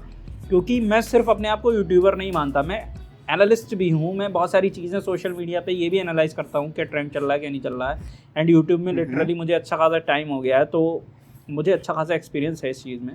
मैं देख रहा हूँ इस चीज़ को बहुत ज़्यादा क्लोजली कि किस तरीके से, या फिर जैसे बिल गेट्स से मिला डॉली चाय वाला, उसके बाद हर किसी बंदे को डॉली चाय वाला के साथ वीडियो बनानी है, एंड इवन पेड कोलैबोरेशन उसके बाद बहुत ज़्यादा बड़े हैं उसके पास, बहुत ज़्यादा। नहीं, बिल्कुल बड़े हैं, बिल्कुल। और आप ये कह रहे हो जैसे आप यूट्यूब पे, तो कहीं ना कहीं का रूट उस पे जाओ ना, कैसे फेमस हुआ वो, फूड ब्लॉगिंग से फेमस हुआ, कोई फूड ब्लॉगर ही पहुंच गया था, उसके बाद ये ऐसे चाय बनाते हैं, साउथ इंडिया से स्टाइल है ये वो, वहीं से वो वायरल हुआ था बंदा आगे जाके। बाकी उसका लक भी एक काम किया, और पावर ऑफ सोशल मीडिया रही। दूसरा पॉइंट ये आता है जो आपने पॉइंट बोला कि आगे जाके क्या होगा, that's a very good point, और that's a horrible point also in a way, कि अगर हॉरिफाइंग फ्यूचर। मैंने एक डॉक्यूमेंट्री देखी थी, नेटफ्लिक्स पे है शायद, सोशल थ्योरी नाम है, नाम मुझे याद नहीं आ रहा है। उस डॉक्यूमेंट्री में ये दिखाया था कि आगे जाके अगर ये सोशल मीडिया जितना बढ़ेगा, तो जब इसके सैचुरेशन पीरियड पे लोग पहुंचेंगे, तो उनका ओपिनियन जो होगा ना, अपने एक तो ओपिनियन बनाने की क्षमता थोड़ा कम हो सकता है, मे बी। और दूसरी चीज ये है कि इंसान ज्यादातर ब्लैक एंड व्हाइट में रहेगा, कि अगर तुमको व्हाइट कलर पसंद है तो तुम सिर्फ व्हाइट पीपल वालों से ही बात करोगे, और मुझे ब्लैक पसंद, सिर्फ ब्लैक वाले। तो ना ये जब इस तरीके से चीज हो जाएगी 0 और 1 में, कि तुम्हारे मैं ओपिनियन को सुन ही नहीं रहा हूँ, सो अभी वो होता है ना कि स्टेटमेंट सुनते हैं, it's very good to agree to disagree, ये लाइन ही खत्म हो जाएगी। अच्छा तुमको ये पसंद नहीं है, भाड़ में जाओ, तुम बेकार हो, मतलब ही नहीं, हो ही नहीं सकता ये नहीं। और अगर आप मानो ये हमारे अंदर एटीट्यूड आया है कहीं ना कहीं, आपके अंदर भी आया होगा, हमारे अंदर भी, तो उसको आप ऐसे काउंट कर लो तो हम लोग इम्पेशेंट हो गए। तुम्हें पसंद है, अरे ये तो बड़ी गंदी चीज पसंद है, यानी तुम्हारा तो आईक्यू लेवल खराब है, तुमने पढ़ा क्या है, तुम्हें ये नहीं आता, तुम्हें वो नहीं पता। वो किसी भी टॉपिक से स्टार्ट हो सकता है, वो मूवी से हो सकता है, कोई मूवी एक बहुत अच्छी इंटेलेक्ट लेवल की मूवी है, किसी को समझ में आई किसी को नहीं आई, जैसे नोलन की मूवीज आती हैं, इंटरस्टेलर जैसे, मैं सही कह रहा हूँ, मुझे पहली बार में नहीं आई समझ में, तो कोई समझेगा अपने आप को ब्रैक करेगा, मुझे तो सब आ गई थी पहली बार में, समझ रहा हूँ उस चीज को। तो ये ब्लैक एंड व्हाइट का जो सिनेरियो बनेगा वो एक डेंजरस है। और एक फिर आता है ये कॉन्स्पिरेसी थ्योरीज, जो कॉन्स्पिरेसी थ्योरीज स्प्रेड होती हैं सोशल मीडिया के थ्रू, या अभी ये टर्म आ गया व्हाट्सएप यूनिवर्सिटी और ये सारा सब कुछ आप देखते होगे बहुत सारा यूट्यूब पे, तो वो जरूरी नहीं है कि सिर्फ पॉलिटिकल पॉइंट ऑफ व्यू पे ही वो उसको फैला रहे हैं, वो किसी भी लेवल पे तक जा सकता है, किसी भी बात को लेके जा सकता है, कि मॉब लिंचिंग हो जाती है, कि उसको बच्चे को उठा रहे हैं, वो कुछ भी स्प्रेड कर दो। सो इसमें यही है कि कहीं ना कहीं social media, the power of social media as well, और कहीं ना कहीं this is the darkest side of the social media. So इसमें यही है कि जैसे कि आप फिनलैंड में अभी एक उन्होंने वो स्टार्ट किया है लर्निंग के लिए वहाँ के लोगों ने ना, कि कैसे आप फेक न्यूज़ पता करोगे, कैसे बच्चों को ट्रेन किया जाए। ये कॉन्स्पिरेसी थ्योरी है, पता है कौन सी क्लास के बच्चे, 3rd क्लास के बच्चे। ये रिसेंट न्यूज़ थी, मुझे मेरी वाइफ ने बताया कि बताओ ये लोग तो ये पढ़ा रहे हैं, अरे बाप रे, हम तो अभी तक नहीं समझ पाएंगे। सोचे अगर वो 3rd स्टैंडर्ड से पढ़ना शुरू करके जब वो ग्रेजुएट हो जाएंगे तो उनका माइंड किस लेवल से डेवलप होगा। सही बात है। ये जरूरत है कि हम अवेयर बने, अगर जितनी जल्दी तो उतना बेहतर है। एक इसके बाद मेरे दिमाग में, जैसे मैं आपसे सुन रहा हूँ, आपसे बात कर रहा हूँ, तो बीच में ही मेरे ब्रेन में क्वेश्चंस बनते जा रहे हैं, और वो क्वेश्चन ऐसा है कि डेफिनेटली लोगों को जानना है उस क्वेश्चन को, और मुझे भी जानना है, लोगों को भी जानना है, और बहुत सारी मेजॉरिटी ऑडियंस जो है मेरे चैनल की उससे वो चीज़ रिलेट करेगी, उनको चाहिए लिटरली उस क्वेश्चन का आंसर। उससे पहले मैं एक दूसरा क्वेश्चन ये पूछना चाहूँगा, क्वेश्चन क्या बल्कि अपना एक्सपीरियंस बताना चाहूँगा। भैया देखो, आप जो है इस फील्ड से हैं, मैं भी इस फील्ड से हूँ, ठीक है, पीसी से रिलेटेड है हम लोग कहीं ना कहीं। लिटरली मैं चौंक गया था जब मैंने डॉली चाय वाला का कोलैबोरेशन उसके साथ देखा, क्योंकि मेरे मन में क्वेश्चन सीधे ये आया, क्यों हुआ ऐसा, ज़रूरत क्या थी इसको होने की। ऐसा तो नहीं है कि डॉली चाय वाला पहली बार फेमस हुआ है या उसके जैसा कोई बंदा पहली बार फेमस हुआ है। कोलैबोरेशन तो बिल गेट्स का किसी के भी साथ हो सकता था ना, वो क्यों, रीज़न क्या है उसको। और उसके बाद शायद कुछ ऐसी खबर आई थी कि वो किसी पर्टिकुलर चीज़ का ब्रांड एम्बेसडर भी बनाया गया है। कौन? डॉली चाय वाला, माइक्रोसॉफ्ट के किसी प्रोडक्ट का। अब वो मेरे दिमाग से निकल गया कौन से प्रोडक्ट का बनाया है, विंडोज़ का बनाया है, एक्स का बनाया है, ये तो मेरे को भी नहीं पता है। हाँ, खैर सुना था मैंने। मुझे ऐसा लगता है कि कहीं ना कहीं आपको नहीं लगता कि अनडिजर्विंग को डिजर्विंग चीज़ें मिल जाती हैं, हम लोग सोचते रह जाते हैं और किसी को कुछ ना कुछ ऐसा मिल जाता है। मैं इस चीज़ को ना, वही मैंने क्या कहा, एक तरीके से ये असल में ना सीक्वेंस रहा है सोशल मीडिया पे। मुझे तो ये लगता है कि ये ना ट्रेंड रहा है और अभी से नहीं हुआ है। चलो डॉली चाय वाला तो ब्रांड बन गया, हालांकि ये बहुत पहले से रहा है, जो मैंने एक आध एग्जाम्पल लिए, वरना इससे पहले लप्पू सा सचिन है, बोलना पापो आवे ना, ये नहीं। और वो कौन सा पबजी खेल के जो आ गई, पाकिस्तान से आ गई हैं, वो शादी हो गई है, वो अब क्या कहोगे, वो भी तो सोशल मीडिया ने बढ़ा दी ना उसको इतना ज्यादा, एक तरीके से देखा जाए उसको क्या कहोगे। हाँ, वो उस लेवल पे नहीं पहुंचे कि ब्रांडिंग हो जाए, वरना वो कौन है, वो भी बिग बॉस में गई है, बिग बॉस में भी तो है बड़ा पागल। हाँ, वो भी सोशल मीडिया से एक तरीके से देखा जाए तो असल में मुझको ये लगता है कि ये चीजें रही हैं बाय द टाइम, और वो चीजें आगे बढ़ती हैं, और ये तो रहेगा आगे आने वाले टाइम पे। अब ये डिपेंड करता है लोगों पे कि अब अगर तुमने देखा कि आदमी इस तरीके से चाय बना रहा है, तुम पागलों की तरह कुछ और करने लगो, तो वो तो क्या कहा जाए, तो डेस्परेशन हो गया वायरल होने का। लोग लिटरली सोशल मीडिया पे ये बातें कर रहे हैं कि भाई अब तो चाय वाले फेमस होंगे, या चाय वाले जैसे प्रधानमंत्री जी को जोड़ लिया जाता है चाय वाले से, सेम उसको डॉली चाय वाले को बोला जा रहा है कि चाय वाले से ऐसा हो गया। अब और देखो यहाँ पे इंस्पिरेशन किसे मानो, हाँ सिर्फ तो चाय की बात करो, खुद सोचो। लिटरली हमारा यूथ जो है वो कंफ्यूज हो रहा है, या फिर कह लो तो, इन चीजों में बहुत ज्यादा ही पड़ रहा है। हाँ, तो यहाँ पे एक चीज ध्यान रखो, अगर कोई आदमी चाय बेच के प्रधानमंत्री बनना, तो कितना टाइम लगा, किस एज में बने? सही बात है, 20-22 की एज में तो नहीं बने ना, उन्होंने कितना स्ट्रगल किया तब जाके बने। सिमिलरली अगर बात की जाए डॉली चाय वाले का तो पावर ऑफ सोशल मीडिया एक तरीके से कि वो सिनेरियो ऐसे बना और ये मैं अपनी तरफ से बोलना चाहूँ इस कोलैबोरेशन के हाँ। बारे में, बिल गेट्स के कोलैबोरेशन के उस डॉली चाय वाले के कोलैबोरेशन के बारे में। मैं सिर्फ आपको अपनी ऑडियंस को ये चीज़ बताना चाहता हूँ, इसमें आप 1% भी ये मत सोचना कि चाय बेचना कोई स्किल है या फिर वो जो अपने एक्शंस करता है वो कोई इतने बड़े स्किल हैं। हालांकि हैं, लेकिन उस स्किल से कोई आप ओलंपिक मेडल थोड़ी ना लेके आ रहे हो। वो जो भी चीज़ें हैं वो कोई एक चीज़ काम नहीं करती है, सारी चीज़ें मिलके उसकी पर्सनैलिटी बनाए हैं। वो जो जिस तरीके का पतला सा बंदा है या जिस तरीके की भी चीज़ें वो करता है, जो एक्शंस हैं उसके, घुमा के सिगरेट देना किसी के मुंह में या किसी को ऐसे कप घुमा के चाय दे देना या फिर दूसरी तरह ऊंचाई से दूध डाल देना चाय में, तो ये सारे ये हम नहीं कहेंगे कि ये स्किल्स हैं या क्या हैं। आप सिर्फ इतना समझो वो बंदा फेमस हो गया है और उसके फेमस हो जाने की वजह से ही सिर्फ बिल गेट्स का कोलैब हुआ है उसके साथ में। इसमें ये मत सोचना आप कि वो जो है उसको माइक्रोसॉफ्ट का एम नहीं पता है, विंडोज़ का डब्ल्यू नहीं पता है, पीसी उसने कभी ठीक से चलाया नहीं होगा, ये मत सोचो आप सिर्फ ये सोचो कि एक फेमस पर्सनैलिटी दूसरी फेमस पर्सनैलिटी से मिल रही है। बात करना। हाँ, इसका अगर इसी पे अगर एक हल्का सा अगर डिग करना है तो उसका एक अदर पॉइंट ऑफ व्यू हो जाएगा। चलो जो भी है अच्छे से अच्छा किया, सब लोग चाय बेचते हैं, वो पॉपुलर हो गया तो कभी इंस्पिरेशन किसी के लिए बन भी गया होगा, अच्छी बात है जो भी है। खैर बहरहाल, अब इसको दूसरा पॉइंट ये लिया, जब जैसे मैं बाहर हूँ, मैं अब कभी और देश में जाता हूँ या कहीं पे जाता हूँ तो अब एक टाइम बाद लोग, जैसे मैं कहता हूँ कि यार यहाँ पे कॉफी वॉफी का कुछ होगा, तो लोग मुझे खुद कहते हैं आई नो यू नीड चाय। तो नहीं, कहीं ना कहीं स्टीरियोटाइप हो जाता है क्योंकि मैं इंडियन हूँ और इंडियन लोग चाय पीते हैं। अब वो सोचो बिल गेट्स के माइंड में क्या आया होगा कि यार वो चाय बहुत बिकती है, so maybe I can relate to more Indians by doing it. ये बहुत सही है, ये बहुत सही है आपकी थ्योरी। तो उसने ये रियलाइज नहीं किया कि वो कैसा पॉपुलर हुआ है, वो पॉजिटिव वे में हुआ है, नेगेटिव वे में हुआ है। द पॉइंट इज चाय हर इंडियन पीता है, I can resonate with Indian, चलो जाओ चाय पीते हैं उसके साथ, तो देखो क्या होता है। इवन मुझे लगता है अभी भी बिल गेट्स को भी नहीं पता होगा कि ये चीज इतनी बड़ी हो गई है। उससे पूछा जाए आपको पता है ये हो गया, he would be like oh मैं तो बिजी था इस प्रोडक्ट बिजनेस में, उसे क्या पता। नहीं, आपने ये जो इसे कहते हैं कि प्रेजेंस ऑफ माइंड, तो आपने ये जो बात कही ना, ये बहुत सही बात है। आपने चाय एक ऐसी चीज़ है जो मुझे लगता है लगभग हर इंडियन को जोड़ देती होगी। भले ही किसी को चाय ना पसंद हो, तो मुझे लगता है कि उस चाय की पसंद भी चाय ना पसंद उसे इसलिए होगी क्योंकि हो सकता है उसने कभी बहुत ज़्यादा चाय पी हो। May be possible. तो क्योंकि लिटरली लोग कई साल चाय पीने के बाद भी उसको छोड़ देते हैं। मैक्सिमम ऑडियंस उससे रिलेट कर पाई।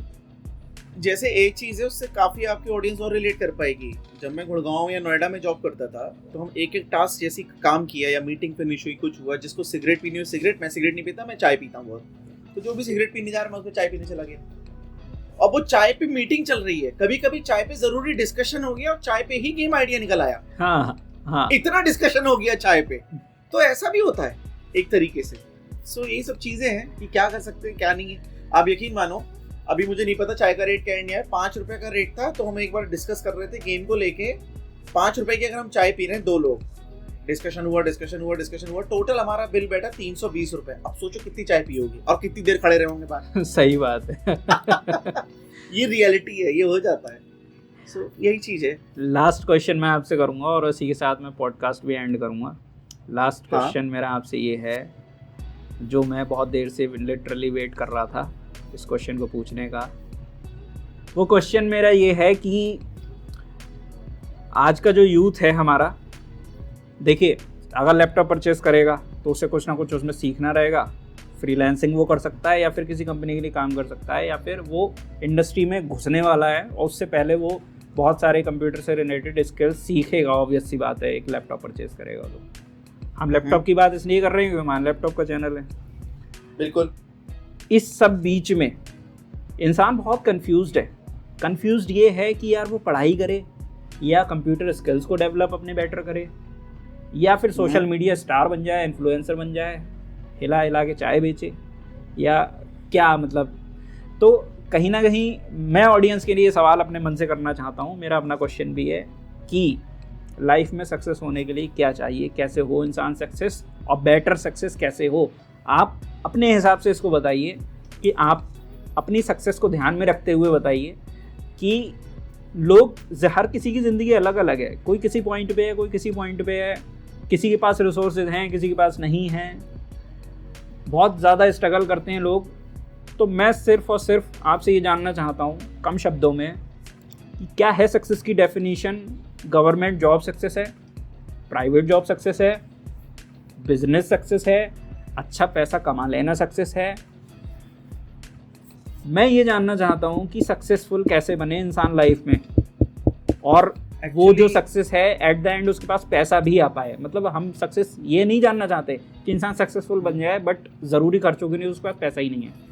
मैं सक्सेसफुल ऐसा चाहता हूँ, आपसे जानना चाहता हूँ कैसे ऐसा सक्सेसफुल बने बंदा कि अगर कोई गवर्नमेंट जॉब पाना चाह रहा हो तो वो गवर्नमेंट जॉब तो नहीं करेगा, ऑब्वियस सी बात है, मिलेगी नहीं जब तक, तो उसका वो गोल भी अचीव हो जाए पैसा कमाने वाला, और वो सक्सेस भी हो जाए। ये दोनों चीज़ें मैं जानना चाहता हूँ कि मैंने लिटरली बहुत सारे लोगों से क्वेश्चन ये पूछा है, सबके अलग अलग आंसर रहते हैं। मैं आपसे जानना चाहता हूँ आप क्या कहते हैं इस बारे में। मेरा इसमें ये आता है जैसे कि ना, मुझे ये लगता है जब आप एम्बिशियस होते हो ना तो सक्सेस कभी मिलती नहीं है, क्योंकि आपने पैसे कमाना स्टार्ट किया, फिर और कमाने, और कमाना स्टार्ट किया, फिर और कुछ करना है, फिर और कुछ करना है, फिर और कुछ करना है, तो ऐसा रहता है। और अगर आप इसको नॉर्मल टर्म में देखो, एक तो हम ये वर्ड पढ़ते थे hard word is the key to success, that's fine. मुझे ये लगता है सक्सेस का की ये होता है कि आप परसिस्टेंसी लाओ अपने अंदर, परसिस्टेंटली आप कोई एफर्ट मारते हो, तो एक दिन जो आपका एफर्ट सक्सेसफुल हो जाता है। आपके जैसे मान लो मुझे कोई एक गवर्नमेंट एग्जाम क्लियर करना है, एक एफर्ट, दो एफर्ट, तीन एफर्ट, चौथे पे मेरा हो गया, किसी के लिए वो सक्सेस बन गया, और मैं किसी के लिए इंस्पायरिंग हो गया कि यार उसने निकाला मैं भी निकालूंगा। लेकिन उस पर्टिकुलर बंदे के लिए सक्सेस नहीं है, उसके लिए हो सकता है और रिस्पॉन्सिबिलिटी, उसने और सपने देखे, वो उस चीज को आगे करे। So I can say this thing कि जो एफर्ट को सक्सेसफुली जो बना देता है, क्योंकि आपके ऐसा होता है effort never count, only result count. तो जो रिजल्ट जो काउंट हो रहा है ना वो आपका सक्सेस है, जो एफर्ट आपका काउंट नहीं हो पा रहा है वो आपका एक्सपीरियंस हो गया। सो आप अपने उस एक्सपीरियंस को किस तरीके से यूटिलाइज करके अपने विजन को आगे ले जाते हो, that's all depend on that. मैं सिर्फ ये कह सकता हूँ एक तरीके से, कभी जब मैं छोटा था तो जैसे नौ देवी का मेला लगता था, बरेली से अपने लोग थे, तो नौ देवी के मेले में वो होर्डिंग मिलते थे, तो उसमें एक लाइन थी बहुत अच्छी कि you are the result of today whatever you have been thought before. तो मैं जो अपने आप को सोचता था कि 20-21 साल 22 साल में मैं ऐसे करूंगा, मैं विदेश जाऊंगा, मैं ये करूंगा, वो करूंगा, आप मेरे दोस्तों से पूछ सकते हो मेरे में कितना फैसिनेशन था 10th 11th 12th से कि मुझे यार बाहर जॉब करेंगे, ये करेंगे, वो करेंगे, जबरदस्ती इंग्लिश बोलने का, कुछ भी अंटे शंटे टेढ़ी मेढ़ी कुछ भी। लेकिन ये चीज आपको वाकई जो आपके अंदर का परसिस्टेंट एफर्ट होते हैं, मान लो कुछ चीजों में मैं एफर्ट नहीं लगा पाता, या जो मेरा ये विजन था बाहर जाने का वो चेंज होता रहता कंटिन्यूअसली, यानी कि मैं फोकस नहीं था। मैं भी अपने उस पर लेके बता रहा हूँ, और मैं ये नहीं कह रहा मैं सक्सेसफुल हूँ, maybe I can say somebody और समबडी कैन इंस्पायर कि हाँ ऐसे कर सकते हैं। सो जो आप जिस चीज में एफर्ट कर रहे हो, पहली चीज मेक श्योर कि आपका एफर्ट वाकई वर्थ इट है आपकी कैपेसिटी के अकॉर्डिंग। ये नहीं कि आपके अंदर जो स्किल सेट है वो एक तरीके से 10th का एग्जाम नहीं निकल पाओ और आप सोच रहे हो मैं तो इसरो जाऊंगा या मैं नासा जाऊंगा। तो अपनी कैपेसिटी पहचानो पहले कि मुझे लगता है कि मैं बैंक पीओ निकाल सकता हूँ, मुझे लगता है कि मैं यूपीएससी ये सब कर सकता हूँ, जो भी आपको लगता है एक तरीके से। और सबसे बड़ा काम ये होता है जब आप 12th के बाद जब आप ग्रेजुएशन में आते हो, सो आई वुड लाइक टू से एवरीवन कि ग्रेजुएशन में नंबर पे मत जाओ, अपनी पर्सनैलिटी पे ध्यान दो कि आप कितने एक्सप्रेसिव हो, क्योंकि आगे जाके अब जैसे भेड़ चाल का हो या जॉब को या कुछ भी को, कुछ चीज़ें मुझे जो जॉब रिलेटेड कॉन्ट्राडिक्ट करती हैं, या बहुत सारे लोग ज्ञान देते हैं फेसबुक पे, तो कई सारे लोग वीडियो डाल देते हैं ना सारा सब कुछ स्टेटस वाली कि इससे उससे वो। मैं सिर्फ और सिर्फ यही कहना चाहूँगा, जो आपकी अपनी कैपेसिटी है आप उसको पहचानो और अपने पे काम करो। जब आप अपने पे काम करना स्टार्ट करोगे ना तो आपको पता लग जाएगा आप क्या कर सकते हो क्या नहीं। तो जो आपके अंदर है आप उसको लेके आगे बढ़ो, और वही efforts never count, result count, उसको रिजल्ट में बदलो। सिंपल सी चीज है, मैं तो यही कहना चाहूंगा लोगों से। अभी लेटेस्ट एग्जांपल हार्दिक पांड्या है, वर्ल्ड कप में उसने क्या किया, और एक महीने पहले जस्ट क्या था, एक एफर्ट उसका रहा ना। उसने ये थोड़ी कहा कि लोग मुझे वोटिंग कर रहे हैं, मुंबई इंडियन का मैं कैप्टन बन गया, बाहर में जाए, कुछ कर लो, मैं कुछ नहीं करूंगा, ऐसा नहीं हुआ ना। अब वो एक रोल मॉडल बन गया, वो एक ऐसा एग्जाम्पल बन गया इंस्पायरिंग, क्या मूवी बना लो उस पर एक तरीके से। सब ये पूरा देखा जाए अभी जो वर्ल्ड कप का सिनेरियो रहा है। सो यही चीज है कि उसने एफर्ट मारे, काउंट नहीं हुए, हम सब ने उसे गालियां बकी, उसने एफर्ट को रिजल्ट में बदला, सक्सेस हुए और T20 वर्ल्ड कप लेके आए। तो क्या उस एफर्ट की कोई वैल्यू नहीं है जो रिजल्ट में नहीं बदला? एक्सपीरियंस, मैंने क्या बोला, एफर्ट आपको एक्सपीरियंस देगा। उस एक्सपीरियंस, सेम गलती मत करो। अब आप एक्सपीरियंस लेके भी सेम गलती करे जा रहे हो तो दिक्कत तो आप में है ना। फिर अब भगवान थोड़ी प्रकट होके कहेंगे कि बालक तुम सेम गलती फिर से कर रहे हो। तो कुछ लोगों को बहुत ज़्यादा एफर्ट करने के बाद भी सक्सेस नहीं मिलती है, उस पर आप क्या कहना चाहोगे? उसमें तो मैं ये कहूंगा कि यार bad luck, unlucky, unlucky, unlucky, bad luck, या मे बी जिस लाइन में आप एफर्ट मारो लाइन चेंज करो। मे बी लाइन चेंज करो एक हाँ, क्योंकि अगर आपको बहुत ज़्यादा टाइम हो गया है, लेकिन फिर ये वाली बात, ये कॉन्ट्रडिक्ट नहीं हो रही है ये वाली बात कि एक तरफ परसिवरेंस परसिस्टेंट होने की बात कर रहे हैं, दूसरी तरफ फिर हम लाइन चेंज करने की बात कर रहे हैं। बेसिक चीज मैंने क्या कहा, अगर आप ग्रेजुएशन में अपने ऊपर अच्छा सा काम करते हो रेदर देन कि नंबर के पीछे भाग रहे हो, क्योंकि ग्रेजुएशन का टाइम ऐसा होता है आपको अपने ऊपर काम करना है। मैं जिस कॉलेज से पढ़ा हूँ, राष्ट्रीय से पढ़ा हूँ, एक तरीके से उसको कोई नहीं जानता होगा, कोई भी नहीं जानता होगा, लेकिन थैंक्स टू माय टीचर या फिर मेरे दोस्त जो बोल बोल के जो आदत पड़ी, तभी तो हमारा दिमाग खुला ना, चीज़ों को देखने का या समझने का, एक डिसीजन लेने का। हमारे रतन टाटा कहते हैं कि आप, कुछ लोग होते हैं ना कि फैसलों के साथ अपने डिसीजन बदलते रहते हैं, तो उनका सिंपल सी चीज़ है कि एक बार डिसीजन लो और फिर लग जाओ उसे सच करने के लिए। आपको टारगेट सेट करने पड़ते हैं कुछ चीज़ों के लिए, जैसे कि आप IIT का एग्जाम देने जा रहे हो, आपको खुद पता हो कितने अटेम्प्ट करोगे। अब ये थोड़ी पगला गए हो 4 बार 5 बार 10 बार कर ही जा रहे हो, 10 साल से IIT नहीं निकला, ये भी नहीं, ये भी गड़बड़ है। तो आपको पता होना चाहिए कि मेरा एज, अगर मुझे कितनी एज पे जॉब लेना है, थोड़ा विजन होना चाहिए माइंड में हर किसी को। मेरे छोटे भाई, मैं उनको हमेशा ये कहता हूँ कि आपको पता हो कितने एफर्ट दोगे गवर्नमेंट जॉब पाने के लिए, मैं इसमें नहीं बता सकता। सही बात है। अपना IQ इंसान को खुद पता है कि मैं निकाल सकता हूँ कि नहीं निकाल सकता। तो मैं समझता हूँ कि ये सेम चीज लागू होती है हर किसी पे। मैं आपसे आपके काम के बारे में थोड़ा और डिटेल में जानना चाहूँगा। बेसिकली इस समय आपके वर्क प्रोफाइल्स किस तरीके के हैं और कितनी रिस्पॉन्सिबिलिटी है, क्या क्या काम है आप जो करते हैं, जो चीज़ संभाल रहे हैं इन दिनों आप? इन दिनों मैंने अपनी पब्लिशिंग हाउस स्टार्ट किया है, गेम पब्लिशिंग का एक तरीके से आप कह सकते हैं। तो मैं अभी जितने इमर्जिंग गेमिंग मार्केट है, मैं उनके डेवलपर से कनेक्टेड हो रहा हूँ और उनके गेम को कहाँ पे कैसे क्या पब्लिश करना है। हर गेम की मैं मानता हूँ ऑडियंस होती है, बस गेम कहीं जगह गलत रिलीज हो जाता है तो वो हिट नहीं हो पाता।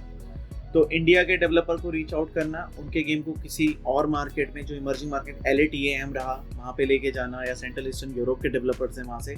सो अभी मैं एक तरीके से India, LATAM, central eastern Europe, China, इनके डेवलपर को कोशिश कर रहा हूँ कि वो मिडिल ईस्ट में या एक दूसरे से वाइस वर्सा गेम को रिलीज करें। बेसिकली मेरा बस मेन मोटिव ये है कि मैं इंडिया के लिए, इंडियन गेमिंग के लिए ब्रिज का काम करूँ। जो भी ये इमर्जिंग मार्केट के गेम डेवलपर हैं वो इंडिया में कुछ करना चाहते हैं, so I am there to help them out. So मेरा ज़्यादातर टाइम गेम की स्काउटिंग करना, लोगों को रीच आउट करना, उनसे बातचीत करना, इसमें जाता है। और मैंने आपको स्टार्टिंग में रोका था ना कि एक पॉइंट पे मैं रोक रहा हूँ, फौजी वाला पॉइंट। तो ये कंपनी का आइडिया वहाँ से ऐसे फॉर्म हुआ, एक कंपनी है इंडिक अरेना, बहुत ही टैलेंटेड लोग थे, मुश्किल से 10 लोग होंगे, उन्होंने सीको नाम का एक गेम डाला था जिसमें 500,000 वो रजिस्ट्रेशन ले आए थे, जो बहुत बड़ी बात होती है। लेकिन बाय द टाइम उनके साथ दिक्कत ये हुई कि गेम को भी मेंटेन करने में भी पैसा खर्च होता है, यूजर को मोनेटाइज करना होता है, कि पैसे कैसे कमाओगे गेम से, सारा सब कुछ होता है। वो वहाँ पे कहीं वीक रह गया, जिस वजह से वो गेम को कंटिन्यू नहीं कर पाए कि वो रिलीज स्टेट पे लाके या अपडेट ला पाए, क्योंकि बहुत खर्चीला काम होता है और स्टूडेंट ऐसे नहीं कर सकता। तब वो स्टूडेंट थे, अब तो प्रोफेशनल हो गए। सो आई एम ग्लैड कि वो मेरे टेक्नोलॉजी पार्टनर हैं, तो उनसे भी मुझको मोटिवेशन मिला। So that's how I started कि मैं गेम की पब्लिशिंग करूं और मैं इंडियन गेमिंग में कुछ नया कर सकूं एक तरीके से। जितना मुझे लगता है कि आज का हमारा जो पॉडकास्ट है, हमारे चैनल का ये पहला पॉडकास्ट है और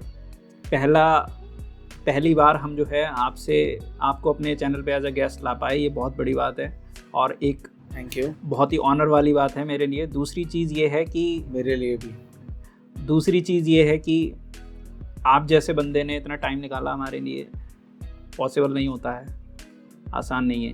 thank you so much. Thank you, बहुत अच्छा लगा आपसे बात करके।